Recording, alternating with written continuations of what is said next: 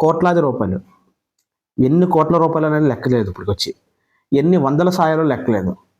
అధికారంలో ఉన్నా లేకపోయినా పంచిపెట్టుకుంటూ వెళ్ళిపోవడమే తన మార్గంగా పెట్టుకున్నాడు. అసలు మనం గుర్తుపెట్టుకోవాలి ఏంటంటే, మన దగ్గర డబ్బులున్నా సరే మనం కొంతవరకు మాత్రమే సాయం చేయగలం, కానీ మనం ఒక ఒక పూర్తి స్థాయిలో సాయం అనేటువంటిది చేయలేనటువంటి పరిస్థితి. ఆ మనసు కూడా చాలా తక్కువ మందికి ఉంటుంది. పవన్ కళ్యాణ్ గారు మొన్న చిలకలూరుపేటలో డిసెంబర్ 5న వెళ్ళారు. అక్కడ లైబ్రరీ స్టూడెంట్స్ చూసి లైబ్రరీ లేదన్నారు. సో లైబ్రరీ 25 కంప్యూటర్స్, తర్వాత బుక్స్ అన్నీ కూడా మీకు అరేంజ్ చేస్తున్నారు వితిన్ 10 డేస్లో. అక్కడ ఉన్నటువంటి ఎమ్మెల్యేలు ఎంపీలు కూడా జీవితంలో చేస్తారో లేదో తెలియదు, కానీ పవన్ కళ్యాణ్ అనేటువంటి వ్యక్తి సాయం చేశారు. అంతేకాకుండా క్రీడాకారిణి అయినటువంటి కరుణ్ కుమార్ గారి ఇంటికి అన్ని రకాల సరుకులు అన్నీ కూడా ఏమైతే ఇప్పుడు కావాలో అన్నీ కూడా పంపించడం జరిగింది.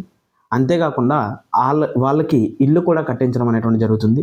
ఇల్లు కట్టించిన తర్వాత కూడా ఇంకా ఏమేమి కావాలో అన్నీ కూడా పంపిస్తానని మాట్లాడడం జరిగింది.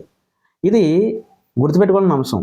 ఈ పిల్లల వల్ల కానీ లేదంటే ఒక కుటుంబం వల్ల కానీ ఆయనకు వచ్చేది ఏమి ఉండదు రాజకీయ పరంగా, ఓట్ల పరంగా ఈ పిల్లలకు చేసినటువంటిది. కానీ ఆ మంచి అనేటువంటిది చేయడం ద్వారా ఆ ఎమ్మెల్యేలకి, ఎంపీలకి, కింది స్థాయి నాయకులకి ఒక నాయకుడు అంటే ఇలా ఉండాలి, నాయకత్వం అంటే ఇలా ఉండాలి, మన పవన్ కళ్యాణ్ లాంటి వ్యక్తి అంత పెద్ద సాయం చేయొచ్చు, కానీ మన స్థాయిలో మనం కూడా సాయం చేయాలి, నిలబడగలాలి అనేటువంటిది.